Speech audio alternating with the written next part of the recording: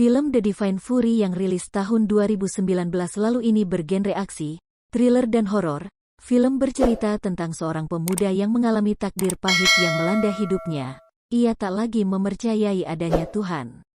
Ia merasa hidupnya selalu malang sejak kecil dan Tuhan tidak pernah menyayanginya. Ibunya meninggal saat melahirkannya dan ayahnya juga meninggal dalam kecelakaan tragis sehingga selama ini ia hidup sebatang kara. Saat dewasa ia sukses dan kaya berkat menjadi seorang atlet MMA, sampai pada suatu saat ketika muncul luka misterius di telapak tangannya yang membuat ia dapat membasmi berbagai kekuatan jahat di bumi. Ikuti terus kisah selengkapnya di sini.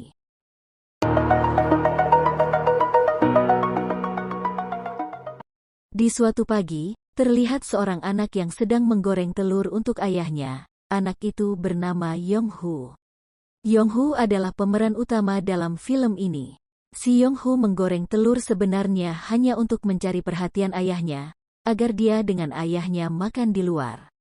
Ayahnya bernama Ji-ung, yang berprofesi sebagai seorang polisi. Karena melihat anaknya menangis, ayahnya memperbolehkan mereka dua makan di luar namun, dengan syarat mereka harus pergi beribadah dulu. Yong-Hu dan ayahnya beragama Katolik yang sangat taat beribadah. Setelah selesai beribadah, mereka pergi ke sebuah restoran dan makan. Di situ Yong-Hu bertanya kepada ayahnya, apakah waktu itu ayah sudah berdoa dengan tulus untuk kesembuhan ibu?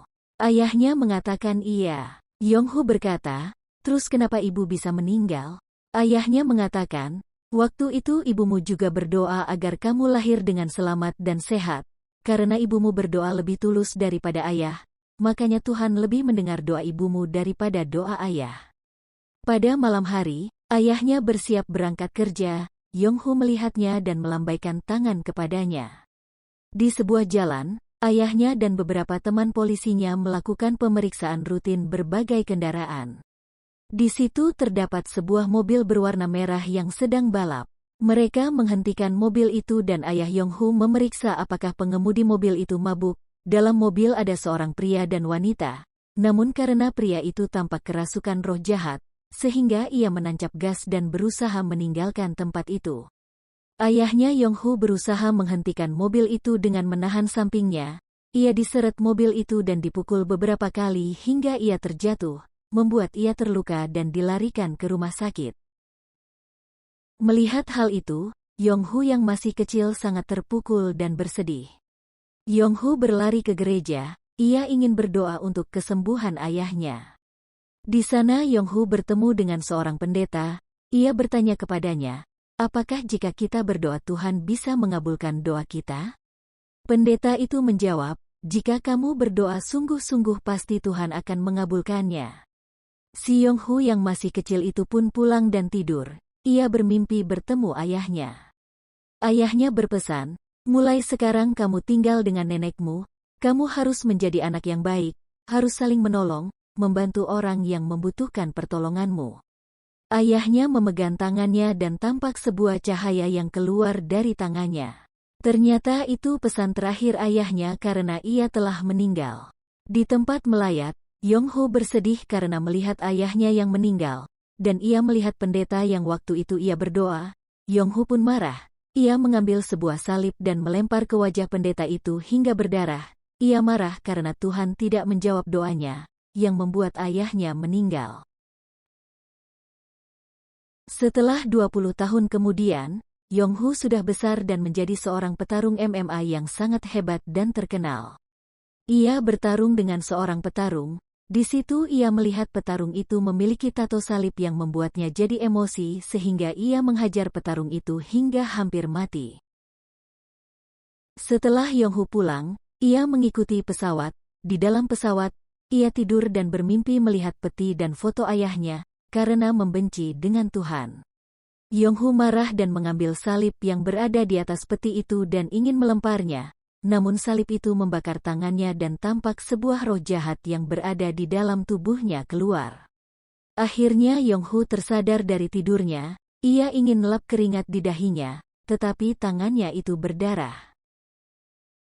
Karena tangannya berdarah, Yong-Hu pergi ke rumah sakit untuk memeriksa tangannya itu. Di sana dokter memeriksa dan mengobatinya dan berkata ini hanya luka kecil. Dokter itu memberikan obat antibiotik. Sewaktu Yong-hu tidur di apartemennya, sebuah roh jahat datang dan ingin merasukinya. Namun karena tangannya mengeluarkan darah, membuat roh jahat itu takut dan kabur meninggalkannya. Karena Yong-hu selalu mimpi buruk dalam tidurnya, sopirnya mengusulkan untuk menemui seorang cenayang, atau orang yang bisa melihat hal-hal gaib yang tidak bisa dilihat orang biasa. Yong-hu pun pergi ke tempat yang ditunjukkan itu. Sesampainya di tempat itu, ia bertemu dengan seorang wanita cenayang yang buta. Wanita itu melihat berbagai roh jahat yang mengikutinya. Yong-hu bertanya, "Kenapa para iblis mengikutiku?" Wanita buta itu menjawab, "Iblis mengikutimu karena kamu membiarkan hatimu dipenuhi aura kegelapan, makanya mereka selalu mengikutimu." Yong-hu menunjukkan tangannya kepada wanita itu. Wanita itu mengatakan kepadanya, untuk bertemu dengan seseorang yang akan membantunya, yaitu dengan petunjuk. Ia melihat salib di sebelah selatan rumahnya, dan pergi mengikuti arah salib itu tapi harus tengah malam. Yong-hu pun pergi mengikuti arah yang ditunjukkan itu. Sesampainya di sana, ia melihat berbagai burung gagak yang terbang mengelilingi tempat itu. Di dalam tempat itu, terlihat dua orang pendeta yang sedang melakukan pengusiran setan kepada seorang pria yang sedang kerasukan iblis. Dua pendeta itu bernama Pendeta Choi dan Father Ahan. Dalam pengusiran setan, pria kerasukan iblis itu menyerang Father Ahan dengan mencekiknya. Pendeta Choi membantunya dan ia pun dicekik lagi pria kerasukan itu. Karena ketakutan, Pendeta Choi lari meninggalkan tempat itu. Si pria kerasukan itu kembali lagi menyerang Father Ahan, dan dicekik hingga hampir mati. Untung Yong-hu datang dan menolong Father Ahan. Dengan memukul pria itu, Yong-hu memegang kepala pria itu dan seketika itu kepala pria itu terbakar sehingga membuatnya kaget. Ia bertanya kepada Father Ahan, "Ini luka apa yang saya alami?" Father Ahan menjawab itu luka waktu Yesus disalibkan, dan orang yang memiliki luka itu hanya orang yang memiliki imannya teguh. Karena Yong-hu tidak percaya dengan Tuhan, iblis coba merasukinya, namun Father Ahan membaca doa, dan akhirnya suara iblis yang ingin merasuki Yong-hu pergi.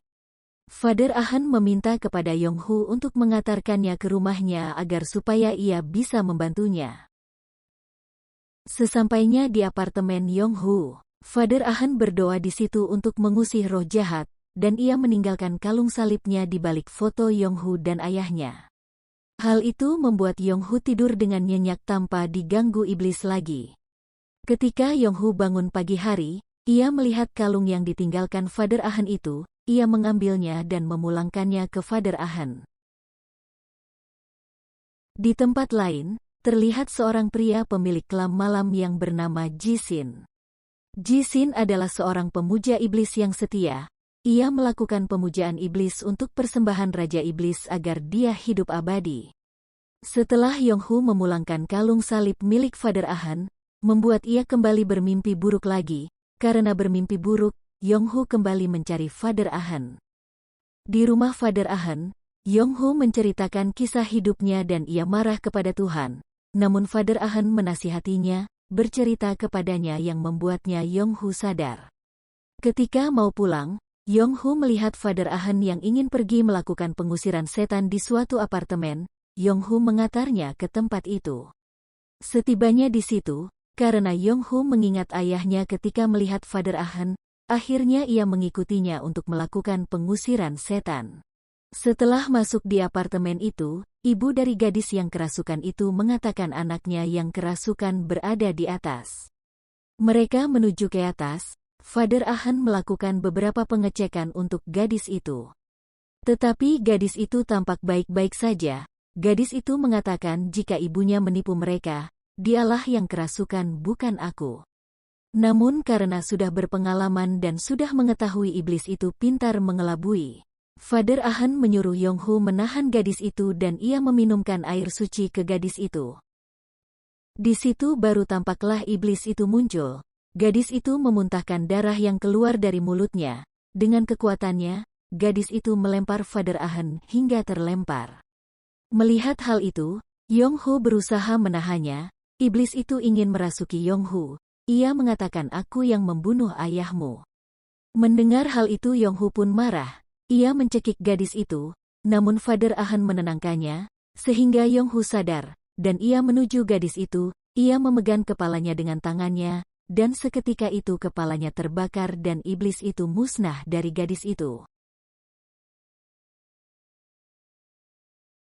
Setelah gadis itu sadar, Father Ahn ingin menanyakannya, siapa yang melakukan hal ini kepadamu? Tetapi si pengikut setan Jisin menyatetnya dengan sebuah boneka hingga mata gadis itu berdarah. Father Ahn membaca doa suci, dan dengan pertolongan Tuhan, Father Ahn berhasil mematahkan santet Jisin. Karena selalu gagal dalam usahanya, Jisin melakukan sebuah ritual di tempatnya, dengan memotong seekor ayam hitam dan berdoa kepada Raja Iblis di tempat itu untuk memberinya kekuatan. Setelah melakukan kegiatan itu, Jisin datang ke sebuah panti asuhan yang bernama Santo Mary. Di situ, Jisin memasukkan berbagai roh jahat di dalam tubuh seorang anak yang sering dibuli teman-temannya di situ, sehingga membuat anak itu kerasukan. Karena anak itu kerasukan, para suster panti asuhan itu menghubungi Father Ahn untuk melakukan pengusiran setan, namun Yong-Hu tidak ikut. Setelah Father Ahn sampai di panti asuhan itu, dan melakukan pengusiran roh jahat dalam tubuh anak itu, namun roh jahat dalam tubuh anak itu sangat banyak, sehingga membuat Father Ahn kewalahan. Untung Yong-Hu datang dan menghajar anak itu, memegangnya dari kepalanya sehingga terbakar dan berbagai roh jahat dalam tubuhnya keluar. Melihat hal itu, para suster dan anak-anak di situ mengucapkan terima kasih kepada Yong-Hu. Si pengikut iblis Jisin tidak pernah kehabisan akal. Ia mulai lagi memasukkan roh jahat ke seekor anjing. Anjing itu berlari dan menggigit anak kecil yang tadi dibebaskan dari roh jahat oleh Yong-Hu. Karena luka parah, anak itu dilarikan ke rumah sakit. Mendengar hal itu Father Ahn dan Yong-Hu pergi ke rumah sakit itu. Setelah sampai di rumah sakit, Father Ahn ingin melihat anak itu. Di situ Yong-Hu melihat si pengikut setan Jisin. Karena marah, ia mengejarnya, namun itu hanya triknya saja.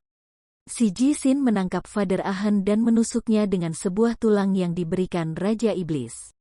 Membuat Father Ahn sekarat, Yong-Hu membawa Father Ahn ke apartemen pendeta Choi. Karena marah Yong-Hu ingin pergi mencari dan ingin membalas perbuatan Jisin. Sebelum jalan, Father Ahn memberikan sebuah baju kepada Yong-Hu yang dititipkan kepada pendeta Choi. Yong-Hu mulai mencari keberadaan si pengikut setan Jisin. Ia menanyakannya di gadis yang pernah mereka melakukan pengusiran setan terhadapnya. Gadis itu akhirnya memberitahukan tempat itu bernama Babylon, itu klub malam atau sebuah bar. Tanpa berpikir panjang, Yong-Hu menuju tempat itu. Setelah sampai di klub malam itu, para anak buah Jisin sudah menunggunya. Pertarungan pun mulai. Yong-Hu bertarung melawan mereka. Karena mereka banyak, membuat Yong-Hu kewalahan. Namun, ia menyiram tangannya dengan air suci yang di bawahnya. Yong-Hu dapat membasmi anak buah Jisin hingga tak ada satu orang pun yang tersisa. Di dalam terlihat Jisin yang melakukan ritual meminta kekuatan kepada Raja Iblis dengan menusuk jantungnya. Yong-Hu pun masuk ke dalam. Ia melihat Jisin yang tampak seperti monster karena sudah mengorbankan jiwanya kepada iblis. Di situ pertarungan akhir pun mulai. Yong-Hu dan Jisin pun bertarung. Yong-Hu memegang Jisin dengan tangannya itu, namun tidak mempan. Yong-Hu dipukul beberapa kali hingga terlempar. Yong-Hu digigit oleh Jisin, sehingga membuat ia seperti keracunan, dan ia pingsan. Dalam alam bawah sadarnya, ia bertemu dengan ayahnya. Yong-Hu memeluk ayahnya, ia mengatakan sangat merindukannya dan ayahnya mengatakan, ayah akan selalu berada bersamamu. Ayahnya memegang tangannya, tampak sebuah cahaya yang muncul. Akhirnya Yong-Hu tersadar dan tangannya tampak mengeluarkan api. Di situ ia berdiri dan menghajar Jisin dengan tangannya yang dengan penuh api itu dari dadanya. sehingga Jisin langsung terlempar dan tewas di situ. Karena sudah menyerahkan tubuhnya kepada iblis, Raja Iblis keluar dari air dan membawa tubuhnya sebagai korban. Dan terlihat Father Ahan yang sudah tampak pulih dari sakitnya. Film pun tamat.